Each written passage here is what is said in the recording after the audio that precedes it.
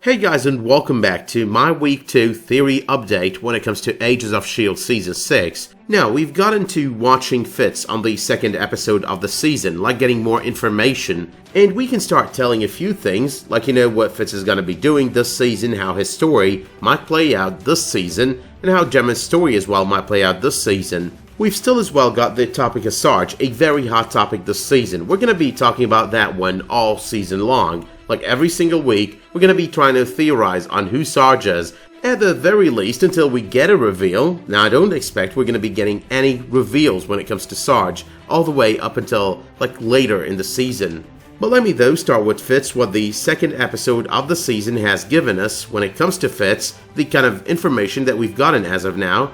And that kind of information kind of tells us that the Fitz we're seeing right here is a new and modified Fitz. A Fitz is not struggling anymore with the identity of the Doctor. So he's basically on his way to redemption, trying to make up for all that he did do in the framework. Now, we do get that from the idea that he did play the hero on episode 2. We do get that from the idea that he's using the Doctor to kind of alter the outcomes that he needs altered. So, he is using his experience as the Doctor in order to make sure all the outcomes are altered in the way that he wants them to play out, but nonetheless, he's not really becoming the Doctor. Now, I do like this theory, not because I'm a big believer that it is going to hold true, but because there is one major fact on these two episodes to kind of support it.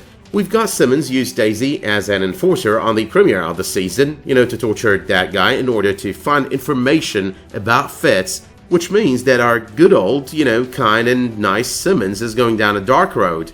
Now that would make a lot of sense. It is the struggle of the Fitz-Simmons relationship since the first season. Fitz gets screwed at the very end of the first season, the brain damage and whatnot, and she's out there at the beginning of the second season, nowhere to be found by him. She's on a mission, undercover and whatnot, and the only thing that he needs in his life at that moment, Jemma Simmons, she's nowhere to be found. Season 2 comes to an end, she's basically swallowed by the Black Monolith. Season 3 starts, she's in Maveth and she's nowhere to be found, and he's basically looking for her. And then on Season 4, he ends up in the framework, she's outside the framework in the real world, and then she goes in to rescue him. And that's basically where things get a little bit complicated, like the stakes kind of get raised.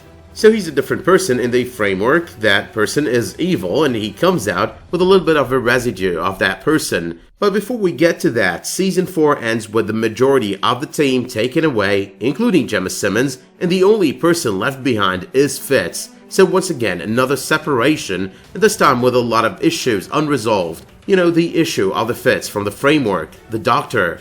So once again, it is Fitz to the rescue, but the Doctor persona does come out when they are back. He's struggling with it, he's still struggling with it, and it is still there. What changed this time around though? Well, I'm not really sure, but in order not to pull another cliche, pull the same thing out of Season 5, they might want to make Jemma the one to go dark and Fitz the one to redeem himself. But okay though, that's just one option over there, and I agree, it's a total possibility. But you need to remember that Fitz did play the hero on Season 5. He got out of the framework, he got imprisoned by General Hale, he traveled to the future, he saved the team, all of that was heroic stuff. But in the middle of all of that as well, Fitz did use the Doctor persona. He used it as soon as he arrived there, a lot of conversations, the polishing of the brooch, the way the Doctor used to polish his shoes, or, brush his shoes all the time, the way he talked at the dinner table after almost giving himself away, that was all Doctor.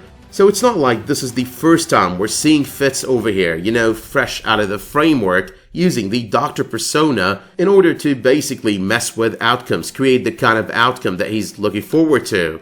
Yet in the end, after using the Doctor persona to influence outcomes, after playing the hero, he did end up becoming the Doctor, and that was on episode 14 of Season 5. So as I said early on, I'm just presenting theories, but the question that you gotta ask yourself over here is, what's the difference over here? What changed this time around? I mean, both times he's fresh out of the framework, and in both times he could end up being the same person in the end, end up becoming the Doctor. Maybe the only thing keeping him sane at the moment, keeping him away from becoming the Doctor, is that he's looking forward to reuniting with Simmons again, feeling the guilt from the framework. Remember, this Fitz has got the issues of the Season 4 Fitz, the end of Season 4 Fitz. You know, the one that Jemma's got problems with as of the end of the 4th season, because of everything that she saw him do within the framework.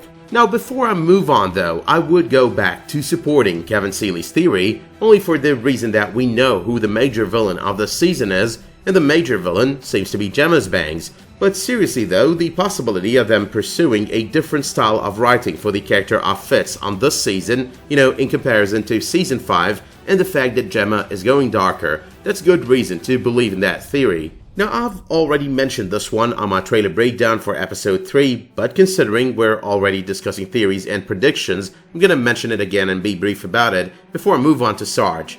So I don't think that next episode is gonna be the episode that the two groups meet. You know, the Fitz and Enoch group on one hand and the Daisy and Jemma group on the other hand. Like, okay, let me rephrase that. I think things are gonna get so complicated on next week's episode, they might see one another, they might kind of meet up, but it's not really the reunion that we're looking for. You know, that we've rescued Fitz reunion. I think they're gonna be separated again if they do meet up, and I think the space arc is not over yet. But I also think that at the same time, Daisy at some point is going to have to make a decision to go back to Earth, you know, saving the Earth and whatnot from the Coulson lookalike, aka Sarge, because for the time being, I believe Malachi, the character who's about to get introduced on next week's episode, is basically a Chronicom hunter, and I believe that Malachi is about to tell them, hey, your planet is getting screwed. Whatever you did to change the timeline has created this anomaly that has allowed this new guy, Sarge, to make it through and basically destroy planets and destroy worlds, and yours is up next. But that though was all I could think of when it comes to predictions for next week's episode, and now it is time to talk Sarge. So there are two ways to look at Sarge. The first one is that he is a Coulson from a different dimension. His name is Sarge, we already know that, but he's one from a different dimension. He's got nothing to do with our Coulson. The other way to look at it is that he's our Coulson resurrected, and that's a possibility as well. There's been a lot of hints towards that on both episodes 1 and 2. I'm gonna be talking about all the things out of episode 2 in a moment here, but I'm gonna talk about the third option as well, a third possibility. The third possibility is he is a Coulson who's been resurrected, but he's not our Coulson, never was, never will be, not in his first life and not in this life. So this last one though is basically a mix of both the first theory and the second theory, and I think the most viable of these three theories are the second and the third. The first one doesn't make all that much sense when you think about all the things that we've been hearing on the second episode of the season. There's a lot of talk about resurrection, about butterflies, about old souls. You know, Snowflake refers to Jacko as an old soul. Snowflake, who by the way I will sometimes refer to as Butterfly because I keep remembering her name from the casting sheets, she keeps talking about killing people so that they get reincarnated. Now I'm not really sure the butterfly thing is literal, you know, the reincarnation is butterflies, even though, and by the way, that kind of thing has got roots in Greek mythology. But anyway though, you've got Pax asking Sarge on the second episode about taking a load off, possibly in a past life or whatever. Now at this point as well, Sarge does look at him in some kind of anger, like Sarge is basically hiding something. It is something that we don't talk about. There's also the statement made by Pax to Snowflake, not everyone comes back as a butterfly. But finally we've got a statement made by Snowflake herself, death is just the beginning of a magnificent journey. So yeah, I think there are too many hints for us to ignore the idea that this guy has been resurrected, or the possibility, the major possibility, that this guy's been resurrected. However though, the options are still open and we could still ask the question, is he our Coulson? You know, the Coulson that we've known so far for so many seasons and so many movies, or is he a resurrected Coulson, only from a different timeline? Now the second alternative also opens room for him being redeemed, you know, him replacing Coulson on the series, being another Coulson, but still a Coulson. You know, this series has always been based on the idea of Coulson lives, so the writers and producers do want to bring him back. They did indirectly admit it as well. They killed Coulson at the end of Season 5 because they thought that Season 5 was going to be their final season. So no, if not for that, they would have kept him alive. They would have made sure that he was there on Season 6, and they would have played it all a different way.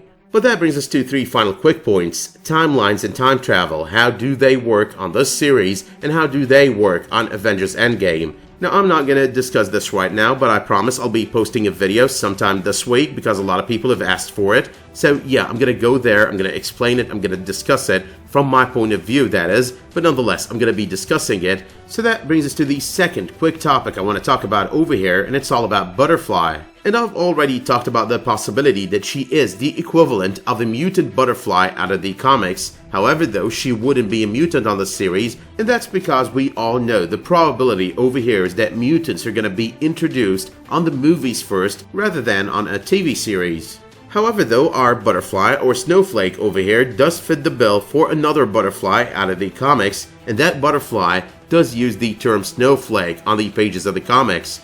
Now, that other Butterfly is Hitwoman Butterfly, a mercenary of sorts, and she appears on the pages of the Punisher comics. Even better, she's got her name in the title of a Marvel comic, which is basically Punisher Max Butterfly.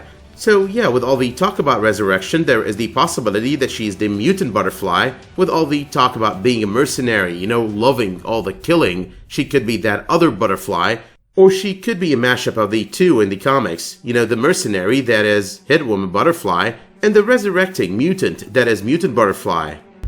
Sir, there's a large unidentified object approaching Earth's atmosphere. But anyway, the final point that I want to discuss over here is all about the trailer to Season 6, the one we got at the beginning of May. And on that trailer, there is a foreign object entering the Earth's atmosphere. Now, the scenes on the trailer do not have to be interconnected or linked, but nonetheless, that ship, the ship that we see right after that, entering the Earth's atmosphere, that is basically the ship that Fitz commandeered at the end of Episode 2, or close to the end of Episode 2. So I think it's going to be a hassle, I think it's going to be a scare, but I think in the end, that's how the team is going to make it back. Not the entire team, but rather Fitz, Enoch, and Simmons. In all cases though, one final prediction for either next week's episode or the episode that follows is that Enoch is going to be rescued by the team, but before Fitz. Like, Fitz is not going to be rescued at the same time, but he's rather going to be captured by someone, taken by someone, and Enoch, the all-knowing, the navigator of space, is going to help them get to Fitz. But that being said though, my work here is done, so let me know in the comments down below what you thought of these theories, if you've got any theories of your own, or if you agree with any or all of these theories. Do remember as well that this is basically a continuation of my first theory video, the one I posted on the first week of the series airing, so if you were missing something or you feel like you're missing something, go back and check that one. Gonna be linking it on the end screen as well. But you can also let me know if you did like this video by dropping it a much appreciated like, subscribing to this channel, and make sure while you're at it to enable notifications in order to get updates whenever I post a new video, publish a new community post, or start a new live stream. But until the next time that you tune in for another one of my videos, Agents of S.H.I.E.L.D. or otherwise, thank you so much for tuning into this one, and have a great day.